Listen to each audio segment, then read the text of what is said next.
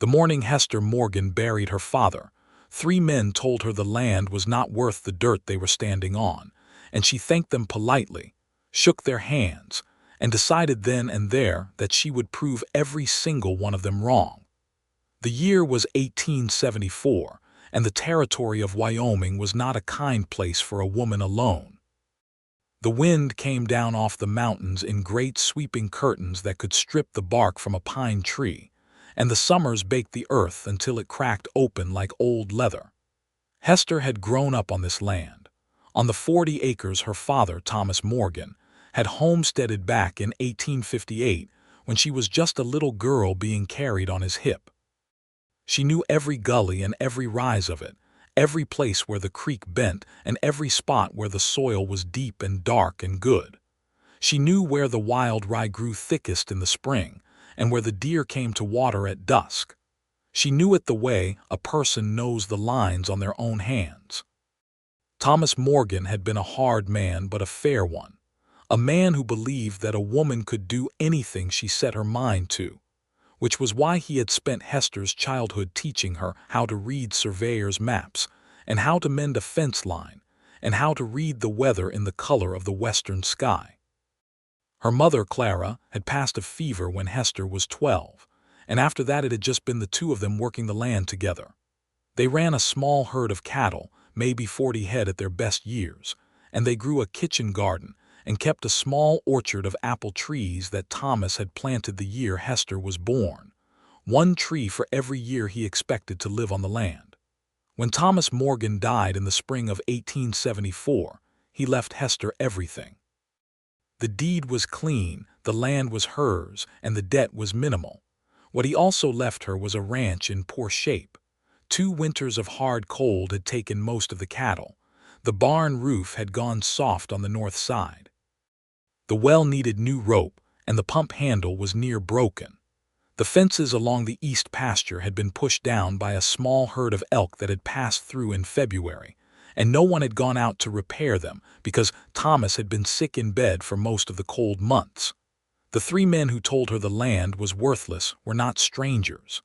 They were neighbors and men of business from the town of Calverton, which sat about 4 miles east along the wagon road. The first was Gerald Prout, who ran the general store and extended credit to half the county. He came to the burial with his hat in his hands, and his eyes already moving over the property, with a calculating expression that Hester recognized even through her grief. He told her that he had always thought the Morgan place was too rocky on the north end and too dry on the south to be worth serious farming, and that she ought to consider what a young woman alone was going to do with 40 acres of rough ground. The second was Dale Whitmore, who ran cattle on the property adjacent to hers to the west. Whitmore had 3 times offered to buy Thomas out, and 3 times Thomas had refused, and now Whitmore stood at the graveside with his thumbs in his belt and told Hester that if she ever wanted to talk about selling, his offer still stood, though he reckoned the place had depreciated considerable since Thomas let the herd go down. The third was Judge Prentice Calloway, who was not a sitting judge anymore but had held the position long enough that people still called him by the title. He took Hester aside after the other mourners had gone and spoke to her in the slow, kind voice of a man who believes he is delivering difficult truth with great compassion. He told her the land had never fully produced what Thomas had hoped it would, that a woman alone with no husband and no sons could not be expected to work it, and that she had a cousin in Cheyenne who might take her in if she were willing to start fresh somewhere else. Hester listened to all 3 of them. She nodded in all the right places, and then she went inside her house, sat down at her father's kitchen table, and cried for 1 full hour, letting herself have that time and no more. When the hour was up, she wiped her face, put on her work coat, and went out to assess what needed doing. The list was long. The broken fence came first because without it, she had no way to hold cattle even if she could afford to rebuild the herd. She spent the first week pulling old cedar posts and cutting new ones from a stand of timber at the back of the property. She had watched her father do this work 100 times and had helped him many of those times, but doing it alone was different. The post hole digger was heavy, and the clay soil fought her every inch. She came in each evening so tired that she sometimes forgot to eat before she fell asleep, and then she would wake at some cold hour of the night and eat cold cornbread standing at the counter in the dark before going back to bed. By the end of May, she had 2 miles of fence line repaired. She had also patched the barn roof using boards she salvaged from a collapsed outbuilding at the back of the property. She cleared the kitchen garden and planted it with everything she had seed for, and she repaired the pump. The repairs to the pump required her to ride into Calverton and buy new washers and leather seals from Gerald Pruitt's general store, and she did this without comment, paying with coins from the small tin her father had kept behind the flour crock. The people of Calverton watched her with a mixture of sympathy and mild disbelief. Most of them expected she would last one season alone and then quietly give up. The women of the town, some of them, admired her quietly. One woman, a widow named Della Sims who ran the boarding house on the main road, brought Hester a pound of salt pork one afternoon without any ceremony, just left it on the porch with a small note that said only, "For your trouble. You're doing fine." Hester kept that note for a long time. She folded it small and kept it in her apron pocket, and on the worst days she would take it out and read it again. The summer of 1874 was dry. Not catastrophically dry, but dry enough that the creek that ran along the south edge of the property dropped to a trickle by July, and she had to bucket water for the garden by hand. She did it. She was thin by August in a way that she had not been in the spring, and her hands were calloused in new places, and she had a long scar on her left forearm from where she had caught it on a barbed wire strand while stretching fence. But the garden produced well enough. The apple trees gave her a reasonable harvest. She dried apples and put up enough preserves to last the winter, and she traded some of the surplus at Pruitt's store for credit against the feed she would need when she finally managed to buy cattle again. In September, she bought 2 cattle at auction in Calverton, paying every cent she had saved. 2 animals were not a herd, but they were a start, and she spent the autumn nursing them through the transition to her pasture and learning how to manage them alone.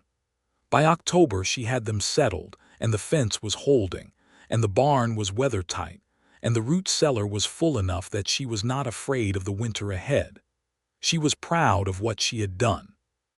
She did not talk about it much, because there was no one to talk to, but on the evenings when the work was done and the house was quiet, she sat on the porch with a cup of coffee and looked out over the land her father had loved, and she felt something solid and certain in her chest that she recognized as belonging. She also felt lonely. She was 24 years old and she had been living entirely alone for 7 months, and sometimes the silence of the house at night was a physical weight that pressed on her. She missed her father. She missed having someone to talk to over the supper table. She missed the small, ordinary back and forth of living with another person. She was not a woman who required a man to feel complete, but she was a woman who required human connection, and she was getting precious little of it out on the ranch by herself. The winter came early and hit hard. The first real snow fell in October, which was not unusual, but it did not melt the way it usually did. It stayed, and the cold behind it stayed with it, and by December the temperature was dropping to ranges that made going out to tend the cattle a serious and dangerous business. She tied a rope from the back door of the house to the barn door so she could find her way in a whiteout, the way her father had taught her. She fed and watered the cattle every day without fail. She kept the house fires going.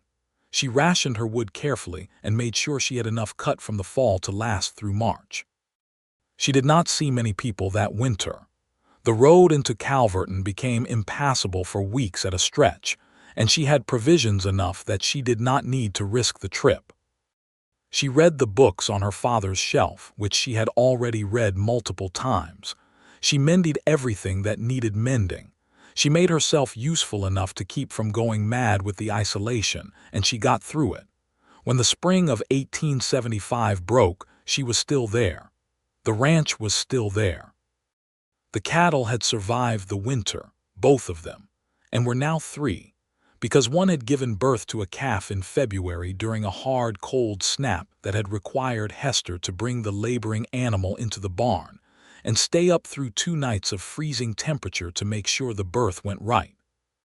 The calf was a healthy little bull, red-coated and stubborn, and Hester named him Persistence, which seemed appropriate. She was out repairing the south fence line in early April when she first became aware that she was being watched. The feeling came on her suddenly, a prickle between her shoulder blades that made her straighten and turn.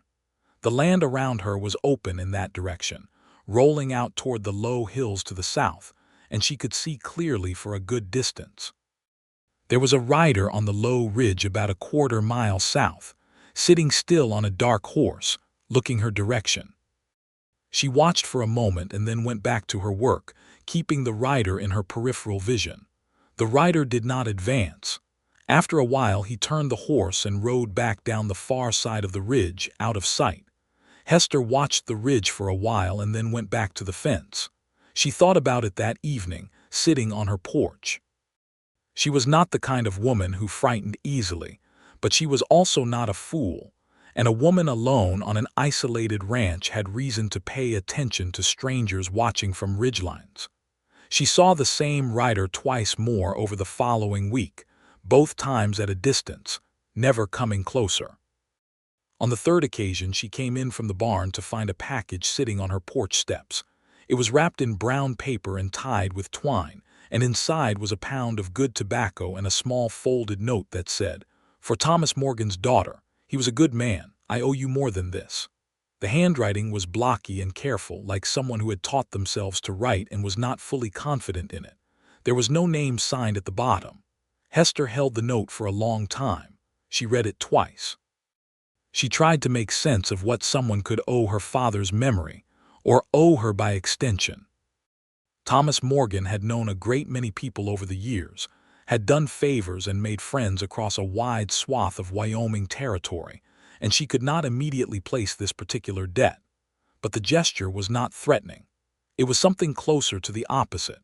She put the tobacco in the tin where her father had always kept his and went inside to start supper. 3 days later, she was splitting firewood behind the barn when she heard a horse coming up the ranch road. She set down the splitting maul and walked around to see who it was, keeping her manner easy and her face neutral. The rider was a man of about 30, maybe a year or 2 older or younger than that, with the kind of face that showed every hour of outdoor work it had ever seen. He had dark hair going a little long under a well-worn hat, and a jaw covered in several days of dark beard, and he sat his horse with the unconscious ease of someone who had spent more of his life in the saddle than out of it.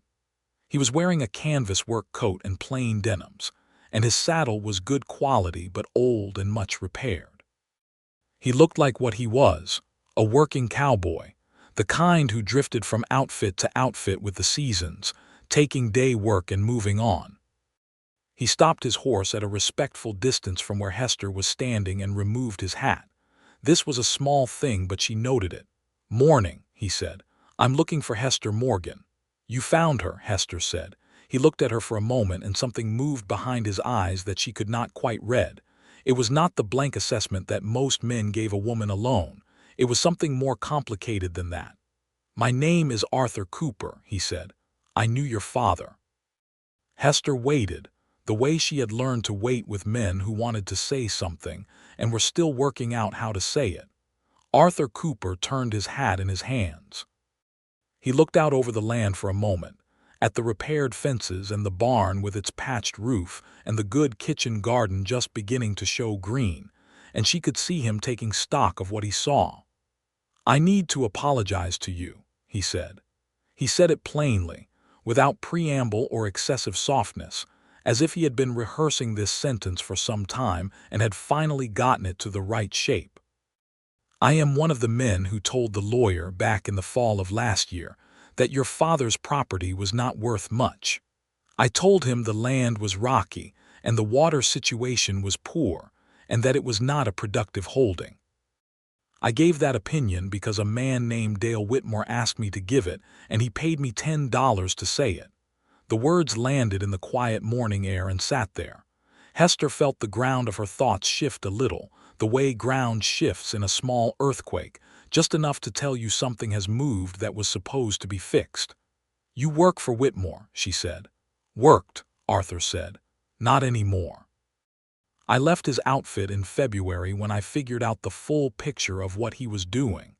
He wanted your land, Miss Morgan. Still does. He figured if he could get enough men of standing to testify to its poor quality, it would convince you to sell at a fraction of what it's worth." He paused. "I didn't know that when he first asked me. I thought I was just giving an honest assessment of a piece of property. When I realized it was more than that, I left." "What made you realize it?" Hester asked. "Whitmore told me himself," Arthur said. "He was in a good mood one night and talking too much, the way men do when they think they're among friends. He said once he got your property, he'd have access to the creek water on the south side that feeds his east pasture in the dry months, and he'd have timber rights on the north ridge. He said it was worth maybe 10 times what he intended to offer you." He laughed when he said it. Arthur's jaw tightened. "I did not laugh with him." Hester stood very still for a moment. The anger was there, solid and clean, but she was not a woman who let anger run ahead of her thinking. "I have not sold," she said. "I can see that," Arthur said, and he looked over the property again with an expression that she now recognized more clearly. It was respect. "So you came to apologize," Hester said. "Yes," Arthur said, "and to offer to work for you if you'll have me, day wages or a room and meals if that suits better. I'm a good hand with cattle and fences, and I know horses." He paused. "I'm not asking for anything else. I just think I owe you honest work in exchange for the dishonest opinion I gave." Hester looked at him for a long moment. He met her eyes without flinching, which was something she paid attention to.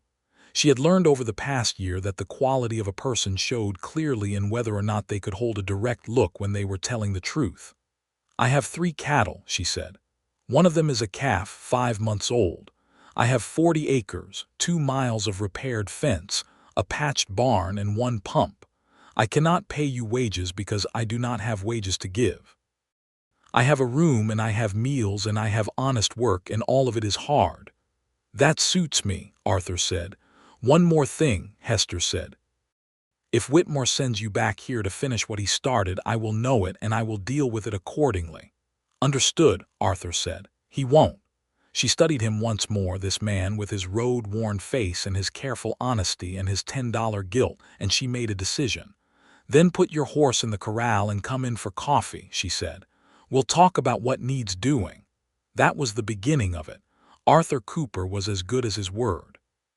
He was up before dawn every morning and working well after dark, and he worked with the particular focus of a man who is trying to pay back something he owes. But more than the industry of it, he worked with genuine understanding of the land. He assessed the pasture carefully in that first week and told Hester things about her own property that she had not known, that the south-facing slope beyond the creek held better soil than it looked, that there was a natural windbreak in the shallow ravine to the east that would be valuable come winter, that the creek itself ran deeper underground than its visible surface suggested, and that a hand-dug well at the right location near the south pasture could potentially change the whole water situation for the drier months. "How do you know that?" she asked him. "I spent 2 summers working for a man who drilled wells across central Wyoming," Arthur said. "He taught me how to read the lay of the land for underground water. You look at the vegetation, where the willows grow thickest, where certain grasses come up green even in dry years. Your south pasture has both." Hester looked out at the pasture with new eyes. "My father always complained about the water situation in July and August." "He shouldn't have needed to," Arthur said. They dug the well together over the course of 2 weeks in May. It was brutal work, cold and damp and cramped in the deepening hole, and they took turns in the shaft while the other hauled dirt up in a bucket. On the 14th day, at a depth of 22 feet, they hit water, good clean water that came up sweet and clear when they lowered the first bucket. Hester stood at the lip of the shaft and looked down at Arthur Cooper, standing in the soft mud at the bottom, his face turned up toward her, grinning like a boy. his hat hanging down his back on its cord and his dark hair wet with the ground's cold seepage, and she felt something she had not expected to feel. She felt happy in a way that had nothing to do with the well. She kept that observation to herself and handed him the rope to climb out. Through May and into June, they worked side by side on the fences and the barn and the pasture.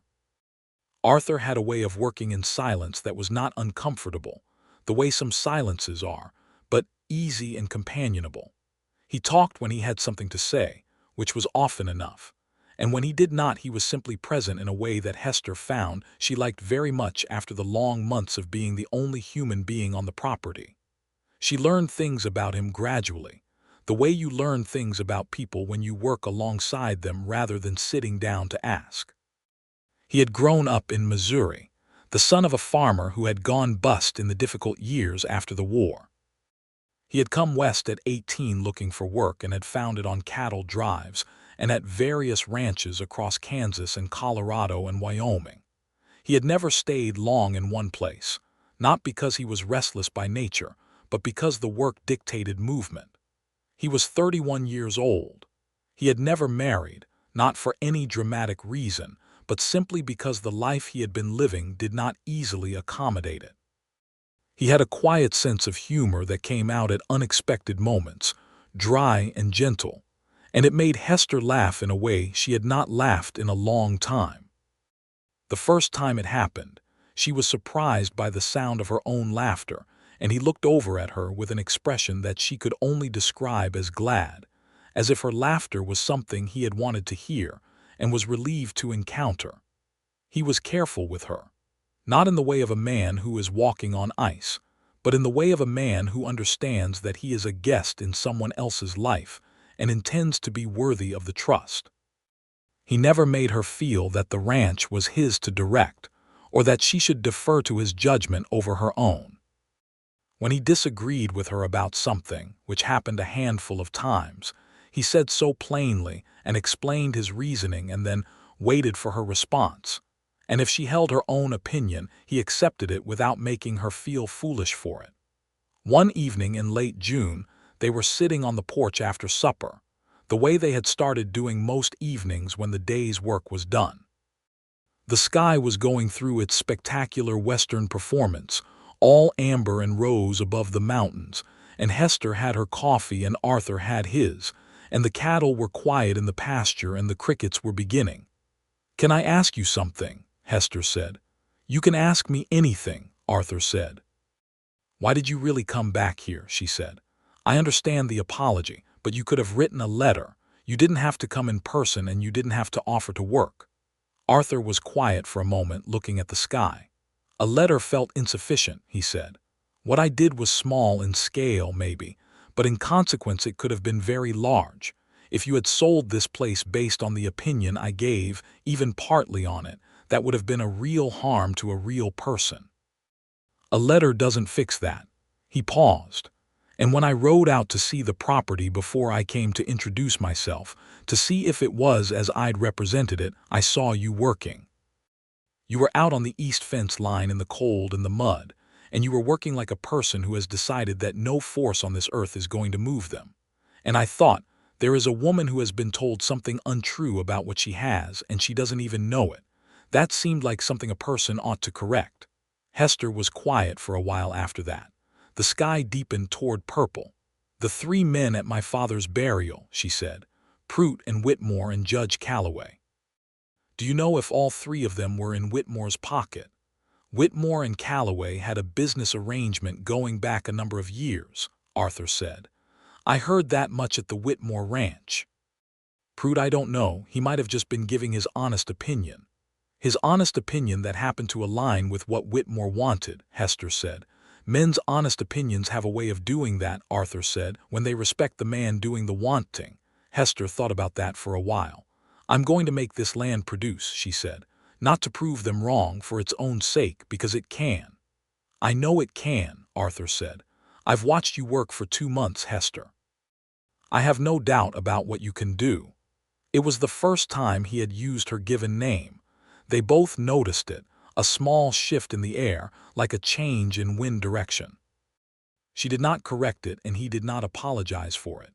And after a moment they both looked back at the sky, and the comfortable silence came down around them again. By midsummer, they had built the herd to 8 cattle.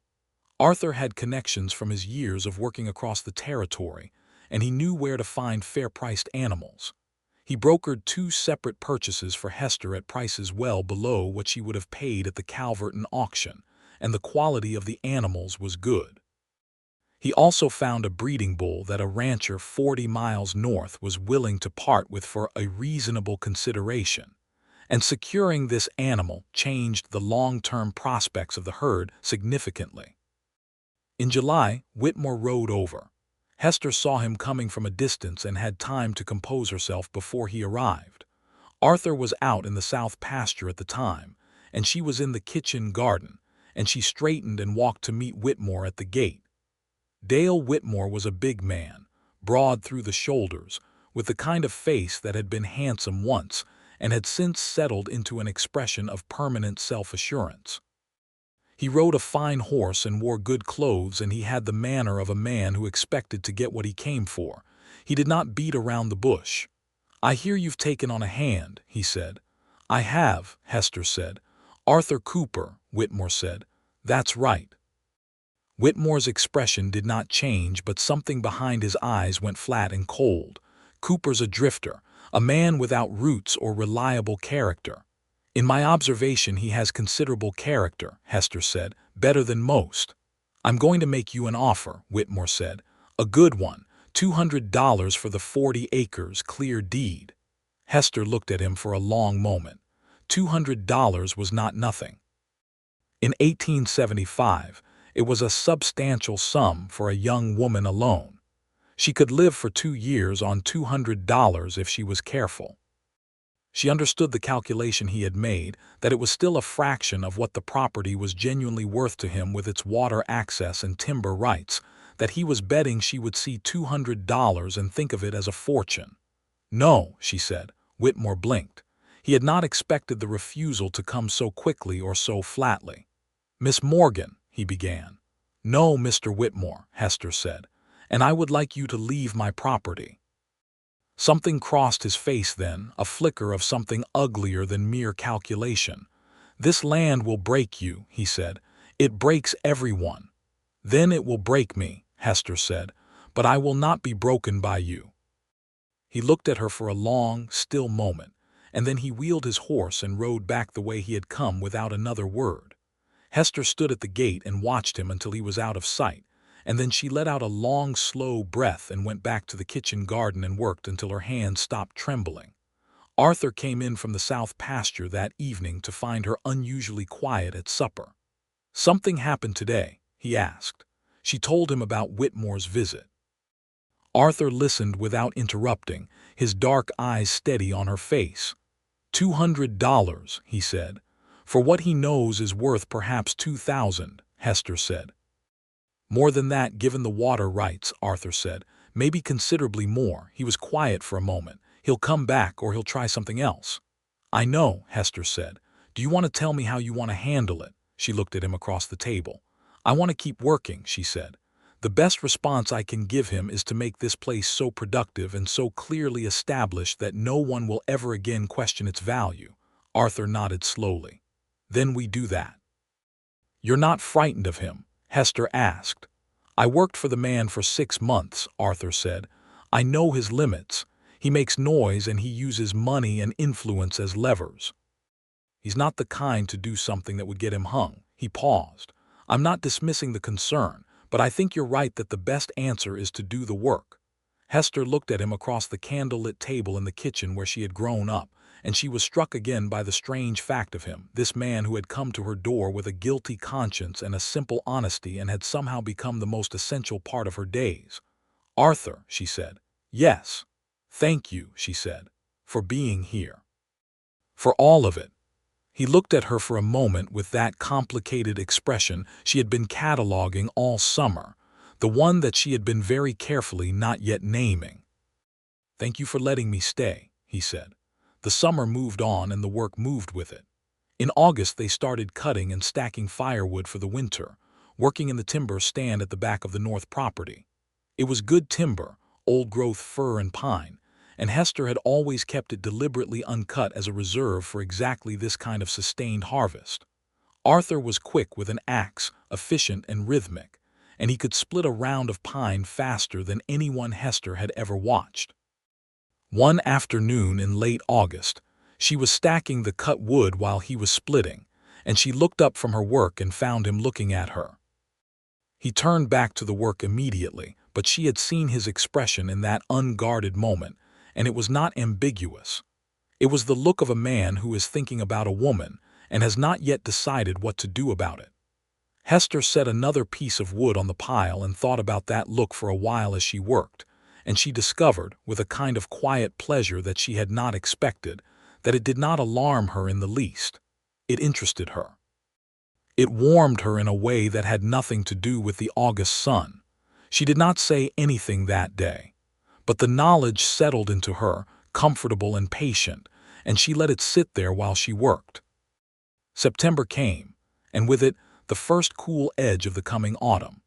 The apple trees gave a good harvest, better than any harvest she could remember from her childhood, and she and Arthur worked the orchard together for 3 full days, picking and sorting and hauling. The kitchen filled with the smell of apples, and they put up cider and preserves and dried rings until every shelf in the root cellar was well stocked. On the second evening of the apple harvest, they were sitting at the kitchen table with the remnants of supper between them and a lamp burning low, and Arthur was sharpening a picking knife with a whetstone, the steady soft scrape of it filling the room. Outside, the wind had picked up and was carrying the first real cold of the season. The house was warm. "Arthur," Hester said, "can I tell you something?" He set the knife and stone down on the table and gave her his full attention, the way he always did when she spoke to him. "When you first came here," she said, "I was not sure I should trust you. I wasn't sure you weren't still working for Whitmore. I want you to know that I know now that you were telling the truth, and not just because the weeks have borne it out. I knew it fairly quickly. You have a way of being honest that I recognize." Arthur was quiet for a moment. "I worried about that," he said, "that you'd have reason to doubt." "I've spent a lot of time being cautious," Hester said. "This past year and a half especially, being on my own, a woman in a place where people think a woman alone is either a target or a tragedy." She paused. "I've learned to read people carefully, out of necessity." "What did you read in me?" he asked. She looked at him across the table. "A man who was embarrassed about something he had done," she said, "and genuinely wanted to make it right. A man who looks at this land and sees what is actually here, not what would be convenient for it to be. And a man who has been very careful not to make assumptions about what I want or need." She paused. "I have appreciated that last thing more than I can easily say." Arthur's hands were flat on the table still. "Hester," he said, "yes. I want to make an assumption now," he said. "Or rather, I want to ask you something directly because I think you would prefer that to any other approach." "I would," she said. He met her eyes. "I think I have feelings for you that are past the ordinary kind," he said. "Past what a man ought to feel for an employer or a neighbor or a friend, though I think you are all 3 of those things." His voice was level and deliberate, careful in the way of someone choosing words that fit precisely. "I don't say this to put you in an uncomfortable position, and I don't expect anything in return. If you tell me it is not welcome, I will go on working the same as before, and we will never speak of it again. But I have been thinking it for some months now, and it seemed dishonest not to say it." The lamp made a small, warm world of the kitchen, and outside the September wind moved through the apple trees. Hester felt something in her chest that she now fully recognized, having been carrying it around quietly for the better part of the summer, a warmth and a steadiness, and a gladness that was specifically connected to this man and no other. "Arthur," she said, "I think I have been feeling the same thing for a considerable time and have been taking my time about admitting it even to myself." She paused. "I am not a woman who gives her heart quickly or carelessly. I want you to know that. If I say something like this, I mean it in the full and lasting sense." He looked at her for a long moment, and the expression on his face was the most open she had ever seen on him, all the guards down, something transparent and genuine showing through. "Then I would like very much to court you properly," he said, "if you'll allow it."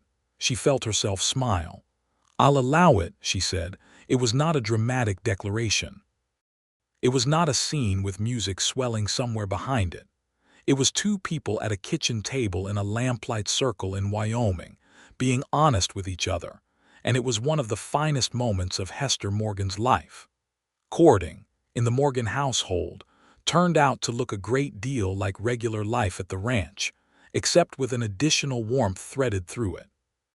Arthur brought her wildflowers from the meadow below the south fence line, just a handful at a time, the late-season ones that came up defiant in the September cold.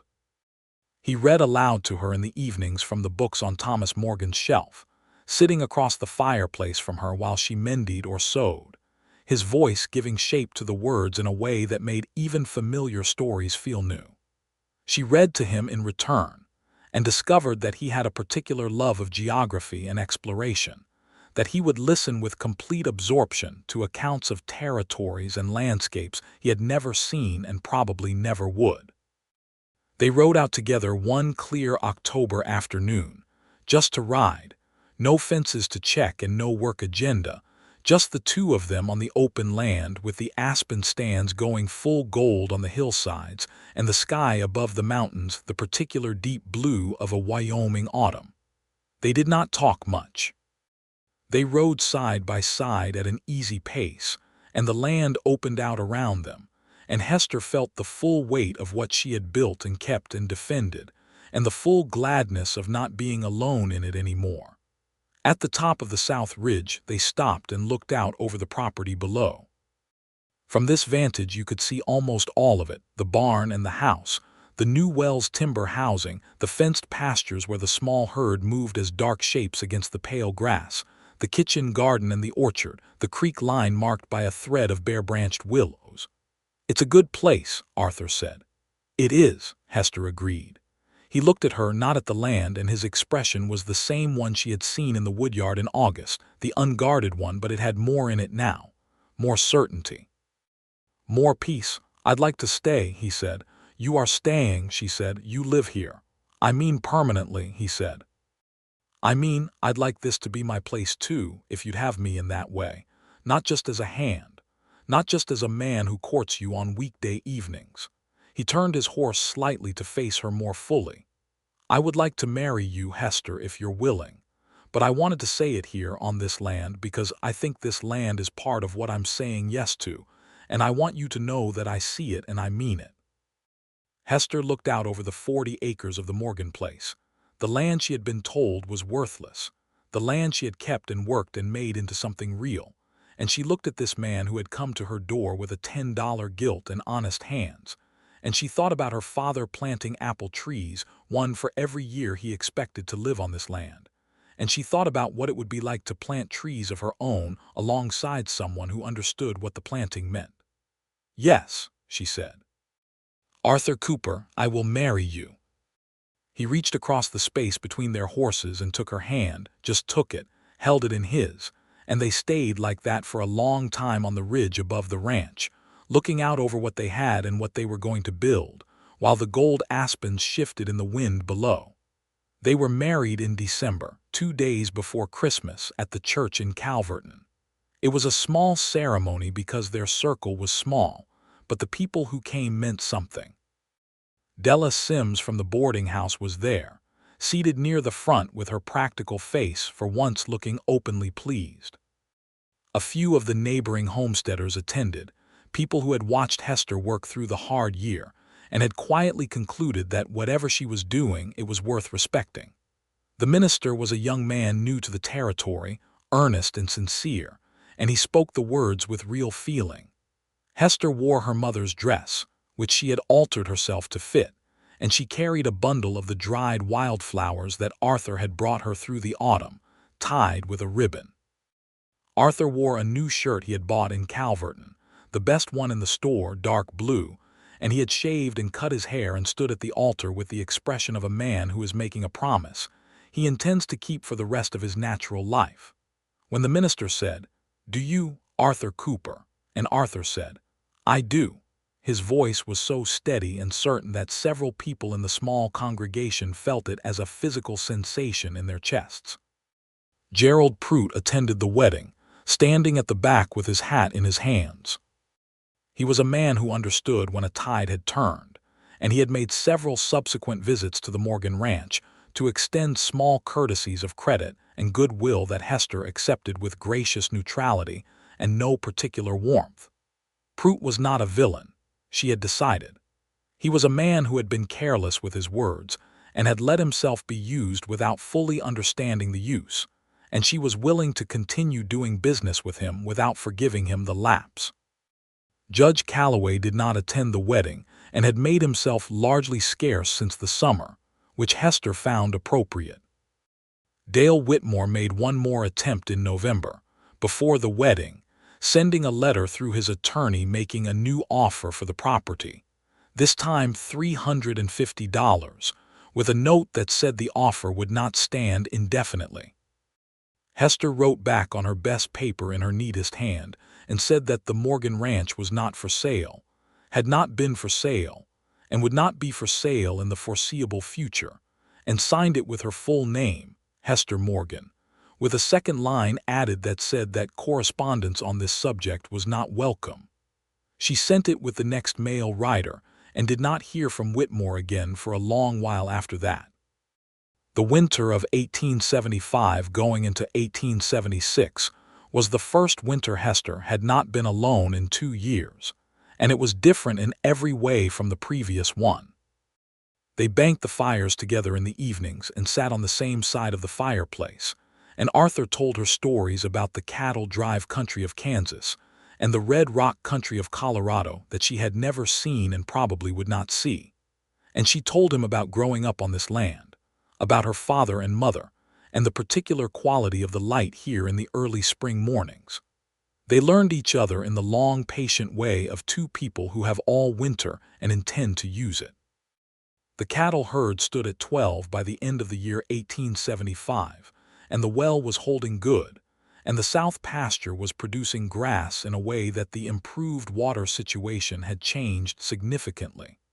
Arthur had been right about the underground water and right about what it would do for the land. In the spring of 1876, Hester discovered she was carrying a child. She was not surprised exactly, but she was moved by it in a way she had not anticipated, a deep and complicated gladness that sat alongside a very practical concern about what another person in the house would require. She told Arthur on a morning in April when the windows were still showing frost at the edges and the kitchen smelled of coffee and fresh cornbread. She simply said, "I believe we're going to have a baby." Arthur sat very still for a moment and then set his coffee cup down very carefully, as if he needed his hands to be empty for what came next. He stood up from the table and came around to her side and put his arms around her with a gentleness that was almost ceremonial, his face pressed into her hair, and he stayed like that for a long moment without saying anything. When he pulled back, she could see that his eyes were bright. "When?" he said. "October, I think," she said. He nodded, processing this, and then he started talking about what they would need to do, the practical preparations, the additional food stores, the question of whether they should build onto the house. She listened with her chin in her hand and watched him think and talk and plan, this man who had come to her door with a guilty conscience, and she felt the full settled happiness of the life they had built together. They built a second room onto the house over the summer, the two of them working it themselves with help on the heavier framing from a neighbor named Josiah Bell, who had a genuine talent for carpentry, and who owed Arthur a day's labor from some piece of help Arthur had given him the previous autumn. The room went up solid and square, with a window that faced south and caught good light, and they fitted it out carefully with a wooden cradle that Arthur made himself over the course of many evenings, working by lamplight on the kitchen floor with a draw knife and spokeshave, shaping the curved rockers until they were smooth and true. The baby came in late October, a boy, arriving in the early hours of a Sunday morning during a light snowfall. Hester's labor was hard but uncomplicated, attended by Della Sims, who had trained as a midwife in her earlier years and who came out from Calverton on short notice without complaint. Arthur sat in the kitchen all night, going out periodically to check the cattle and coming back in to find some small task to do that kept his hands busy. When he finally heard the baby's first cry from the back room, he stood up from the table so quickly that he knocked over his chair, and he was at the bedroom door before Della Sims opened it. She handed him the baby, wrapped in the white flannel Hester had prepared, and said, "A fine, healthy boy. Your wife is tired but well." Arthur looked down at the baby in his arms, this small, red-faced, furious person, and then he looked up at Hester, who was watching him from the bed with exhausted eyes, and the look that passed between them was one of those looks that contains a whole world of what cannot be said aloud. "What do we call him?" Arthur asked. Hester had thought about this for months. "Thomas," she said, "for my father." Arthur looked down at the baby again. "Thomas Cooper," he said, trying the name. "Thomas Morgan Cooper." He looked back at her. "I think your father would like that." "I think he would have liked you," Hester said, "which is not nothing." Thomas Morgan Cooper was a loud, determined baby who grew into a loud, determined boy, and the ranch grew alongside him. By 1878, when Thomas was walking and getting into everything, the herd stood at 28 cattle.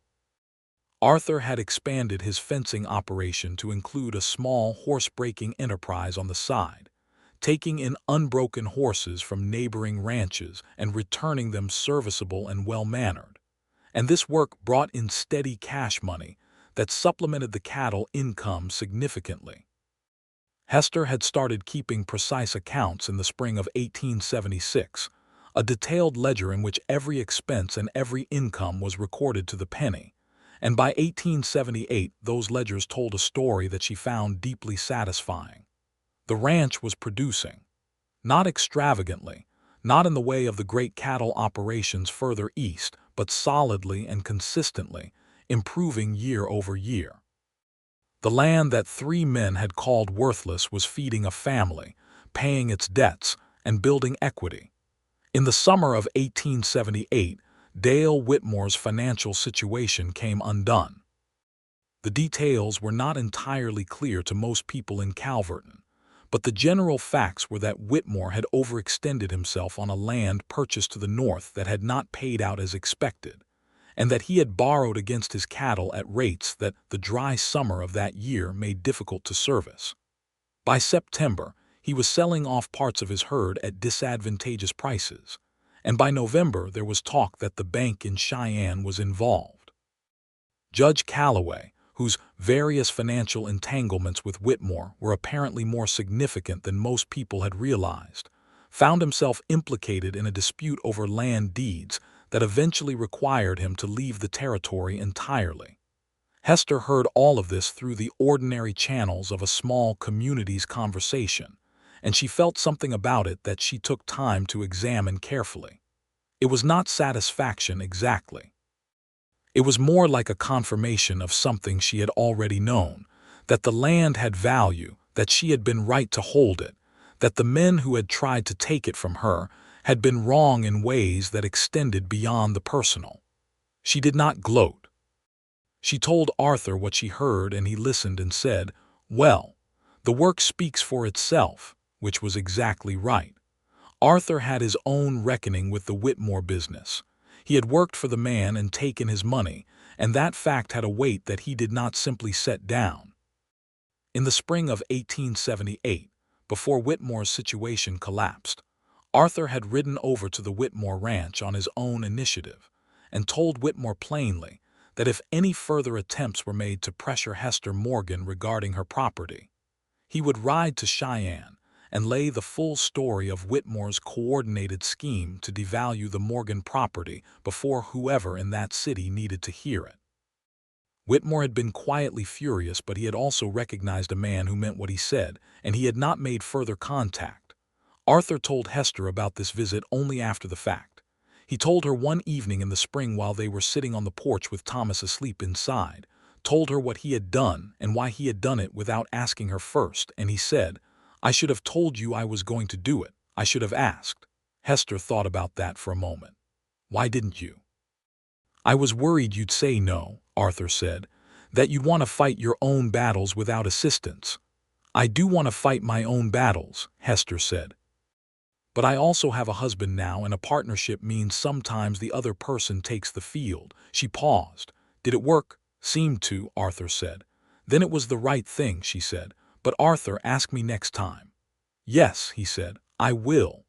The second child came in 1880, a girl this time, born in late spring when the land was at its best, everything green and opening. They named her Clara for Hester's mother. Clara was a different child from Thomas, quieter and more watchful, with Arthur's dark eyes and Hester's particular stillness, and she seemed from her earliest weeks to be paying close attention to everything around her. With 2 children and a growing ranch, the life at the Morgan place took on a density and texture that Hester found she loved with a fierceness that sometimes surprised her. Mornings were a complicated procedure of feeding and dressing and organizing, with Thomas at 4 years old wanting to help with everything, and actually being able to help with very little yet, and Clara nursing and sleeping on a schedule that was nobody's schedule but her own. Arthur managed the morning cattle feeding while Hester managed the children, and they traded back after breakfast, Hester taking the garden and the preserving and the accounts while Arthur worked the herd and the horses, and they came together at midday and at supper, and in the long evenings that were their favorite time. They argued sometimes. They were 2 people with strong opinions and clear ideas about how things ought to be done, and there were questions of management and money and child-rearing on which they did not always agree. Hester had an idea about expanding the apple orchard by a full acre. Arthur thought the labor cost of the expansion was not worth it in the near term. They had this argument several times over the course of 2 months, doing it properly each time with evidence and reasoning, until Hester produced the accounts that showed the profit margin on the apple harvest, and Arthur conceded the point without excessive drama and helped her plant the new trees in the spring. Arthur had an idea about taking on a 3rd horse from a breeder in Laramie at a price that Hester thought was too high. Hester laid out the numbers, and Arthur took another week with them and came back and agreed that the timing was wrong, and they agreed to revisit in the following year when the cash position was stronger. This was how they worked together. Not without friction, but with the friction being productive, 2 minds on the same problem from different angles, and then a decision made and honored by both. Hester thought sometimes about what she might have become if she had sold the ranch in that first grief-stricken autumn and gone to her cousin in Cheyenne. She would have survived. She was capable enough. But this specific life, this land and this man and these 2 particular children and the particular difficulty and beauty of all of it, this she could not have found anywhere else. In 1882, Gerald Prout came out to the Morgan Ranch on a Sunday afternoon and asked to speak with Hester privately. He was older than she remembered him from the early years, with more gray in his hair and a manner that had lost some of its commercial briskness and replaced it with something more weary and honest. He sat in the kitchen with his coffee and he said, "I owe you an apology, Miss Morgan, Mrs. Cooper. I have owed it for some years." Hester looked at him steadily. "Go on." "I was not paid by Whitmore," he said. "I want you to know that. I gave the opinion I gave honestly, or what I thought at the time was honestly. But I have thought about it a great deal these years since, and I understand now that my honest opinion was shaped by what I assumed a woman alone could not do. It was not an honest assessment of the land. It was an honest assessment of my own assumptions about women and property and what is possible." He paused. "And I was wrong. I have watched you run this place for 8 years now, and you have proven me wrong on every count, and it seemed to me I ought to say so plainly." Hester considered this for a moment, this late apology from an old man who had finally found the words. "I appreciate you saying it," she said, "and I accept it." "You're more gracious than I deserve," Prout said. "I don't know about that," Hester said, "but I see no profit in carrying it any longer." She refilled his coffee. "How is the store?" They talked for another half-hour about ordinary things, and when Prout left he stopped to shake Arthur's hand in the yard and say something to him quietly, and Arthur nodded, and they parted on civil terms. Hester watched from the porch and thought that this, too, was a kind of closing. Not a triumphant one, but a quiet one, the way most things close in real life, not with a sharp line but with a gradual settling. Thomas was 8 years old in 1882, and he was already showing a love for the horses that was going to be the central passion of his life. He had Arthur's patience with the animals and Hester's observation, and he spent every spare hour at the corral fence watching Arthur work the horses and asking questions that were often more sophisticated than his age suggested.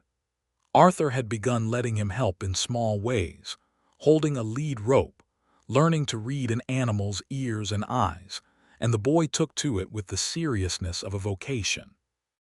Clara was too, watchful and verbal, already pointing at things in the kitchen and the garden and wanting their names, and Hester spent hours sitting with her in the kitchen and in the orchard naming everything they could see, the way she remembered her own mother doing with her once, long ago. The orchard in the autumn of 1882 produced its best harvest yet. The new trees Hester had planted 2 years before were fully bearing now, and the total apple count for the season was so substantial that they were able to sell a significant portion at market prices in Calverton and 2 neighboring towns. When Hester did the accounts that November, she set the ledger down on the kitchen table and sat for a moment in a silence that had a texture to it. Arthur was at the table cleaning a bridle and he looked up. "What is it?" She turned the ledger so he could see. He looked at the bottom line and then looked at her. "That's good," he said. "It's very good," she said. "Arthur, do you know what this land was worth when we started? When I had 3 cattle and 2 miles of fence and the well was broken?" "About what Whitmore offered, according to him," Arthur said. "And do you know what it would take to buy it now?" she said. He looked at the ledger again. "More than Whitmore has, I'd venture." "Considerably more," she said. She closed the ledger and held it in her hands for a moment. "I want to show you something." She went to the shelf where her father's books were kept and took down a slim volume from the back of the upper shelf. It was not a book but a ledger itself, her father's first one, from 1858, the first year he had worked the land. She opened it to the first page and pointed to a number. "That is what my father spent to homestead this claim," she said. "Everything he had, and this is where we are now."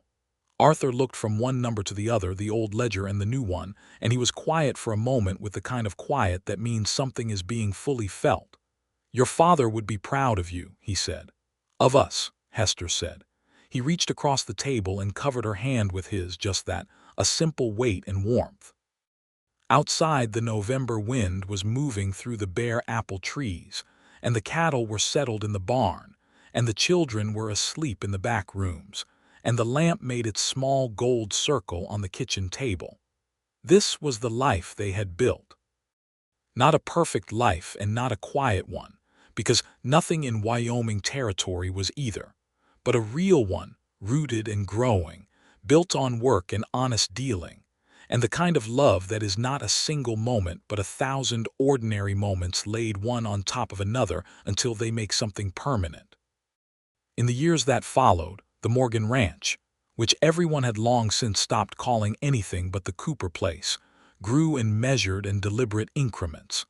They never overextended, and they never made the kind of speculative gamble that had undone Whitmore and others like him. They purchased a 3rd pasture in 1884, an adjacent 12 acres from a homesteader who was moving on to Oregon, and this brought their total to 52 acres, all of it working. The herd grew to 40 cattle, which was a number that the land could carry well, and that the 2 of them could manage with occasional seasonal help during roundup and branding. Thomas, at 12, was already doing the work of a young man and had an understanding of horses that went beyond what either parent had taught him, a kind of innate reading of the animals that expressed itself in the way the horses responded to him. Arthur watched his son with a mixture of pride and something like wonder, recognizing a gift for this specific work that exceeded his own. Clara grew into a girl of sharp intelligence and considerable will, who announced at age 7 that she intended to go to school in Calverton and learn everything they taught there, and then learn more besides. Hester arranged it, riding Clara into town 3 days a week in the school season and picking her up each afternoon. And within a year, Clara was the top student in her class at arithmetic and reading, which the schoolteacher reported with some astonishment, and Hester received with complete satisfaction. One evening in the autumn of 1886, when Thomas was 12 and Clara was 6, and the apple harvest had just been brought in, Hester and Arthur sat on the porch in the cold evening air, which had become their tradition regardless of weather. Always the porch after supper if the sky was at all reasonable. They had coffee and the quilts that Hester had made over the winter evenings of several years, and they sat side by side on the bench Arthur had built against the wall where the wind did not reach so badly. The sky was clear and enormous above the mountains, full of stars in the way that only truly empty country allows, no other light for miles in any direction, just the stars and the dark hills and the sound of the horses moving in the corral. 12 years, Arthur said. Hester thought back. Since you came to apologize. Yes, he was quiet for a moment. I was terrified coming up that road. You didn't show it, she said. I was careful about that, he said. I'd thought about what I needed to say and I concentrated on saying it. If I'd let myself think about the rest of it, I don't know if I'd have gotten through the gate. The rest of it, she said. You, he said simply. I'd seen you working from the ridge. I'd watched you for a week. I told myself I was verifying the land, that I needed to understand what I'd misrepresented before I could apologize properly. But really, I was watching you, and I was already thinking something that I had no right to be thinking at that point. Hester looked out at the stars. What were you thinking? He turned his head to look at her profile in the dark. That this was a woman I would very much like to know, he said, and that I had started our entire acquaintance by doing her a wrong, which was possibly the worst possible foundation for the kind of knowing I had in mind. And yet, Hester said. And yet, Arthur said. It turned out to be the right foundation after all, because it meant that the first thing I ever did in front of you was tell you something true that was difficult to tell, and that set the pattern for everything else. Hester thought about that. It was correct. It was exactly right, the way some things are when you lay them out plainly. The honesty of that first conversation had set a pattern, and they had kept to the pattern, and it had made everything else possible. I am glad you came up that road, she said. I am glad you didn't send me away, he said. She leaned her head against his shoulder, which she could do now without thinking about it, the way married people can do things that would once have required decision, the comfort of long habit and long love. He put his arm around her and they sat together in the cold Wyoming dark, looking at the land that was theirs. The apple trees stood bare in the orchard below, their gnarled winter shapes familiar and dear. The cattle were settled and the barn was solid, and the new well drew good water and the fence lines were clean. The house behind them had 2 warm lights showing in the back windows, where the children were doing their evening things, Thomas reading in his room and Clara practicing her penmanship at the small desk that had been her birthday gift in September. There was a 3rd child coming, which they both knew, and had not yet formally discussed with anyone outside the 2 of them, a fact as new as the month. Hester had told Arthur 3 days ago, and he had responded the way he always responded to this particular kind of news, with a stillness and then a gentleness and then a practical turn toward what would be needed, all of it in the space of a few minutes, and she had loved him through every one of those minutes. What do you think? She said now, meaning the child, continuing a conversation that had started 3 days ago and was still ongoing.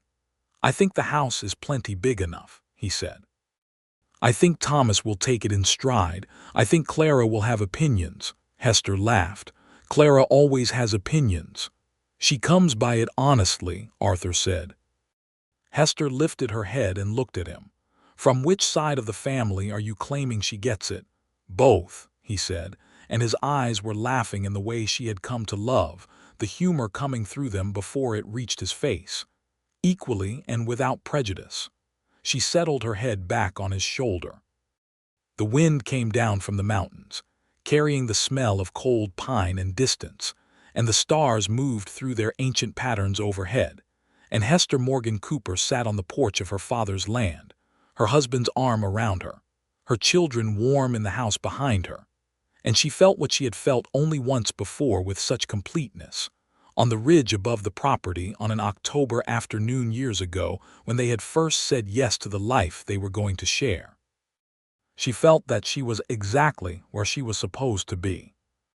She thought about the men at her father's graveside, Gerald Prout with his calculating sympathy, Dale Whitmore with his covetous arithmetic, Judge Calloway with his compassionate dismissal. She thought about how small they had seemed from this distance and this height. Not villains exactly, just small, limited by what they could imagine and what they were willing to see. They had looked at 40 acres of Wyoming grassland and seen a problem to be managed. They had looked at a woman alone and seen an easy target. They had been wrong on both counts, wrong in ways that were connected, because the same failure of imagination that had underestimated the land had underestimated her. The land had answered them. 8 miles of clean fence and a herd of 40 cattle and 52 acres of producing ground and an orchard that paid for itself 3 times over and a well that had changed the whole water question and a house with warm lights in the windows and 2 children growing up to know the value of what had been built here. That was the answer. Not words, not arguments, just the long, patient work of proving something true.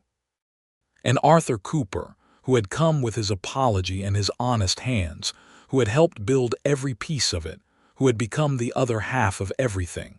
He was part of the answer too.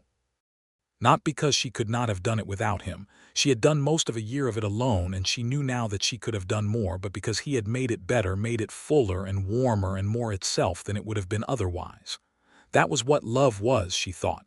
Not a rescue, not a solution to a problem. Just someone who made the life you were already living more fully what it could be. Arthur, she said. I love you, she said. She did not say it often in words because she did not need to, because it was in everything else, in the way she set his coffee before he asked, and the way she brought him in from the cold, and the way she sat beside him in the dark. But sometimes words were right. I love you, he said, and his arm around her tightened a little, and that was all, and it was everything. The 3rd child was born in May of 1887, another boy, strong-lunged and hungry from the first hour. They named him James. No particular history to the name, just a name they both liked. And James Morgan Cooper came into the world on a spring morning with the sound of meadowlarks coming through the open window and the smell of the land at its best, green and alive and full of potential. Thomas, now 13, took his new brother with the solemnity of a young man who understands that the world has shifted and is adjusting his footing accordingly. Clara, at 7, had strong opinions about the baby's sleeping arrangements and the correct way to hold him, which she communicated to anyone who would listen, and Hester let her hold James in the evenings and watched her daughter become both bossy and tender in the same 5 minutes, which seemed about right for Clara. The summer of 1887 was generous. The rains came at the right intervals, and the grass grew thick in all 3 pastures, and the apple trees bloomed heavy, and the garden overproduced in the best possible way. Hester stood in the garden in July with James on her back in the carrying cloth she had made, Clara beside her picking beans with great determination, and the sound of Arthur and Thomas working the horses in the corral coming over the fence, the low voice and the hoofbeats and the creak of the gate, and she thought, this is not a story about a woman who was told something was worthless and proved them wrong. That is part of it. But it is really a story about a woman who knew what she had and held on to it, and then found someone else who also knew what it was worth, and they built something together that was worth more than either of them could have built alone. She thought about her father, Thomas Morgan, who had carried her on his hip across this land and taught her how to read the sky and the soil and the patterns of water.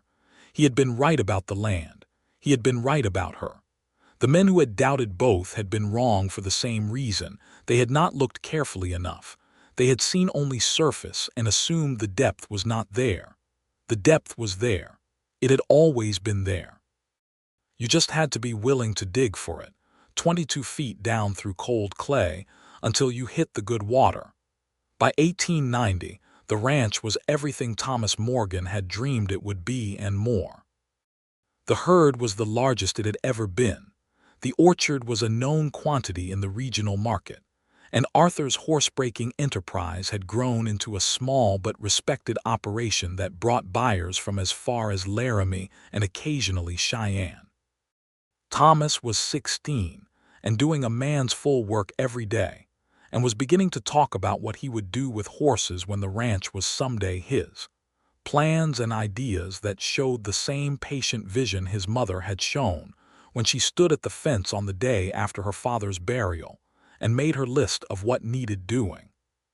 Clara was 10 and had finished everything the Calverton school could teach her, and was pressing her parents hard about the possibility of schooling in Cheyenne, a subject that Hester and Arthur had several long conversations about, weighing the cost and the distance and Clara's age and the genuine brightness that the schoolteacher continued to describe in terms of real urgency, as if keeping Clara in Calverton would be a waste of something uncommon.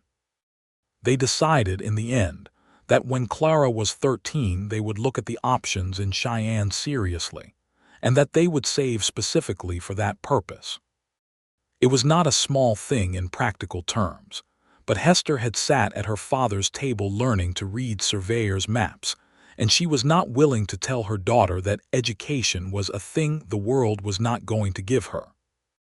James was 3 and into everything, which was accurate and exhausting and delightful in roughly equal measure, and he had developed a strong personal interest in the chickens that Hester kept in the yard behind the kitchen, following them around with a concentration that suggested chickens were the most fascinating creatures in the known world. One September evening, when the children were in bed and the house was quiet, Hester brought her father's old ledger to the kitchen table and set it beside her own current one. She opened both to their first pages and looked at them side by side. The first one, from 1858, Thomas Morgan's first year, his homestead expenditure and his first cattle purchase, and the cost of the seed for the kitchen garden. And her own current one, the careful columns of income and outgo, the improving numbers of each successive year, the steady building of something real from something that 3 men had called worthless. She called Arthur in from the other room. He came and stood beside her and looked at the 2 ledgers on the table. "Do you see it?" she asked. He looked for a moment at what she was showing him. 32 years of this land," he said. "My father's and mine," she said, "and yours now." He looked at her beside him, this woman who had been his compass and his home for more than a decade, who had built something under his hands and her own that he was prouder of than anything else he had ever touched in his life. "I came here to apologize," he said. "Do you remember what I thought I was owed you? Honest work in exchange for a dishonest opinion," she said. "I think I have not paid that debt in full," he said. "I think I will be working at it the rest of my life." "Then we are even," Hester said, "because you have given me back the same." She closed both ledgers and set them on the shelf together, the old one and the new one, the father's and the daughter's, the past and the present of one piece of Wyoming land that had been called worthless and had proven, through the slow, undeniable arithmetic of years, to be worth more than any of its detractors could have imagined. Outside, the September night was clear and cold and full of stars, and the ranch was quiet and settled, and the apple trees held the last of the season's fruit, and the cattle were at rest, and the children were sleeping, and the lamp on the kitchen table made its small golden light against the dark, and Arthur Cooper put his arm around his wife, and Hester Morgan Cooper leaned into the warmth of him, and everything was whole.